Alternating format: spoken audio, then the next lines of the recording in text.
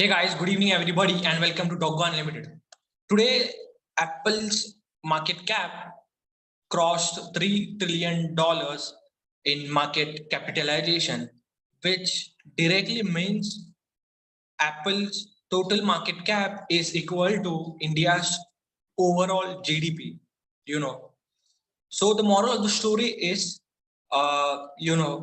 if a country with 50 crore youth, which means in the age of between 16 and 24, we are, 50 crore people, Indian youth.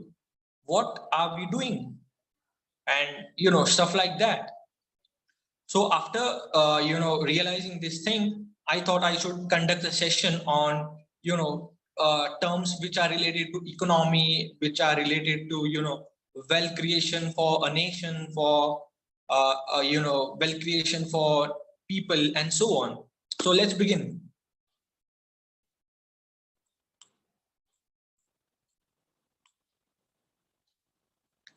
Topic: 32 terms to understand the economy. Now this economy can be a nation, right? Economy is of nations like India, US, Europe and so on.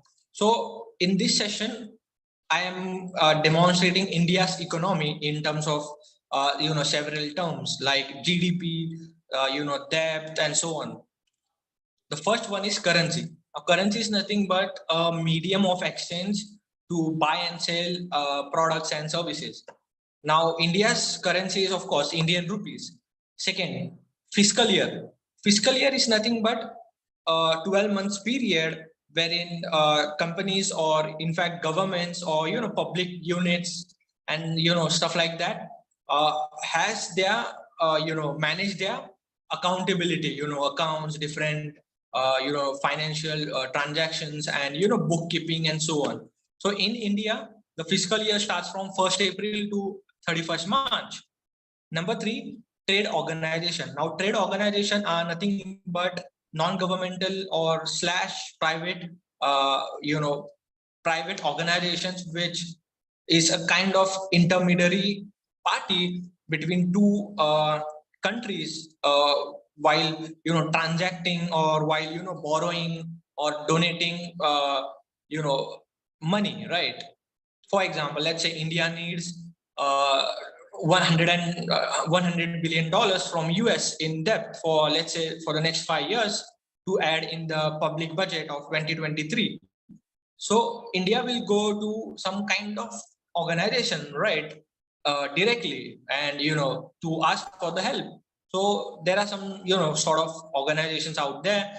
One of them are World Trade Organization, WTO, World Customs Organization, Bank of International Settlements, etc., etc.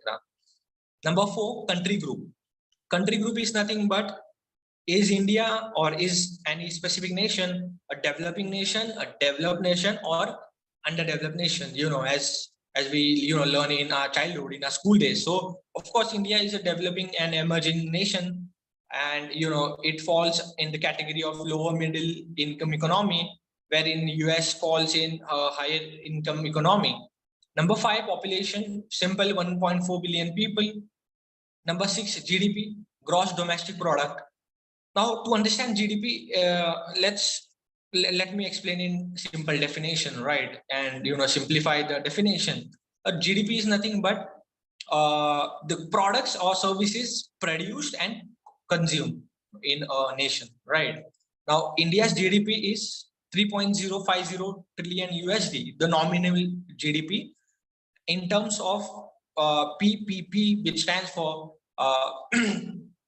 power of parity, India's GDP is 10.21 trillion USD.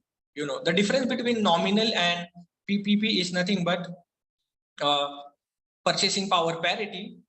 That nominal GDP is a GDP considered as the overall GDP of a nation, wherein PPP, purchasing power parity, is considered in terms of the purchasing power of the consumers, people just like you and me, right?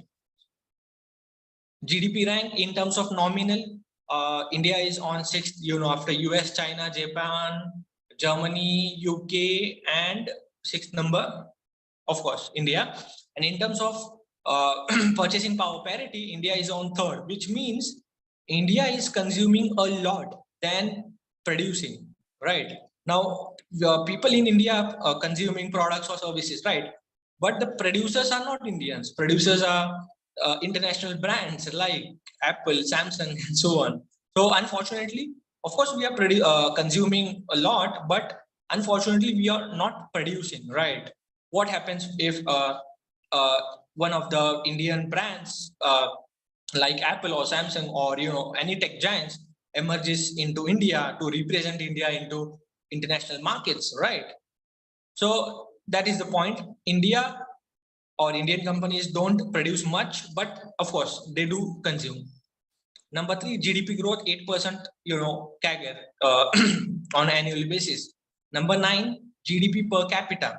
Now, GDP per capita is nothing but the average income of an individual or individual household in India, which is 2,191 USD nominal, which is equal to around 1.5, 1.55 lakh, something like that.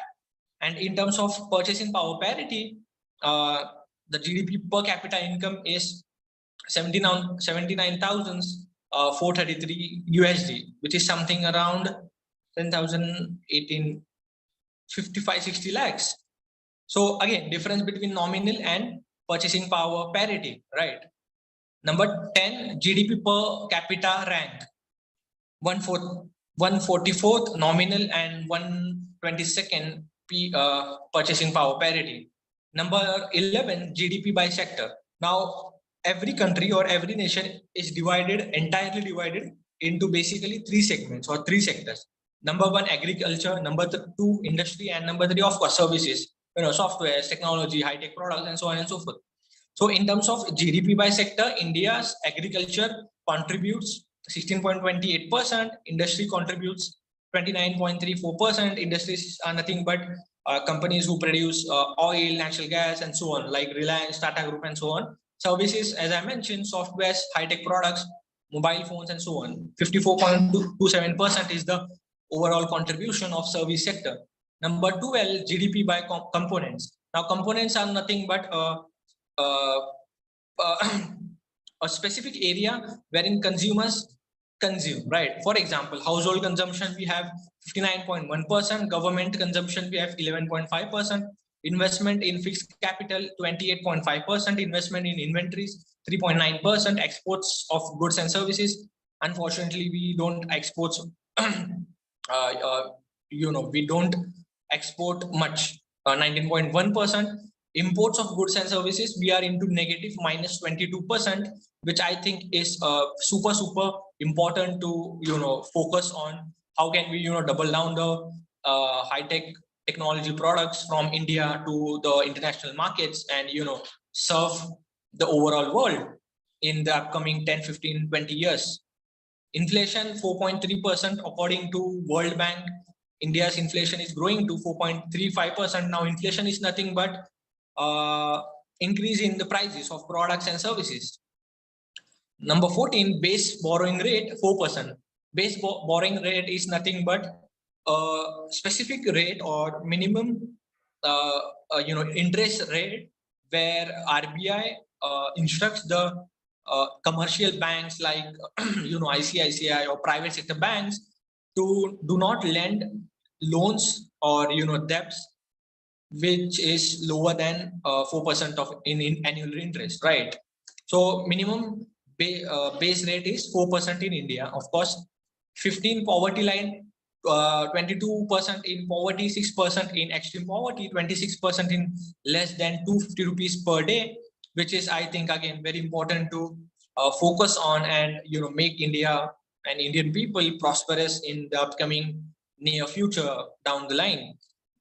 Number 16, Gini coefficient, 33.9. It is, of course, medium. Human Development Index, HDI, is nothing but an index, global index where they, they have some kind of metrics to understand a nation's overall development and, give them the rating based on whatever the culture is and, progressive or opportunities are in a specific nation. is 0.645, which is of course medium and lower than developing or developed nation like US, UK, and so on, Japan. 0.47%, which is of course low according to ISDA. Number 18, labor force. We have, as I mentioned earlier, 50 crores people or 50 crores employees, and in which 45.5% employment rate is there, which means 50% employees do not have jobs or anything of that sort. 19 labor force for occupation, which are already into the workforce, the Indian workforce. Agriculture 41.49%, industry 26.184%, services 32%. Now we have to focus on the service sector. The labor force in service sector must be almost around 70-80%. Then and only then innovations can happen in India. Impossible innovations, or never before innovations from scratch. Pure innovations from India.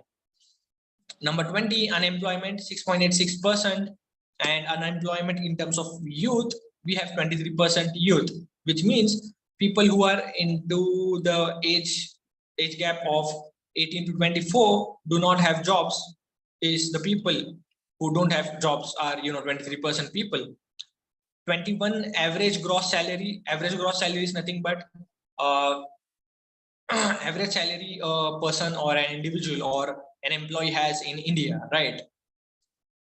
Which is 440 USD per month, which is around 33,000 rupees per month is the average salary per month, and annually 5,200 USD per year, which is around 3.5 lakh rupees per year is the average gross salary.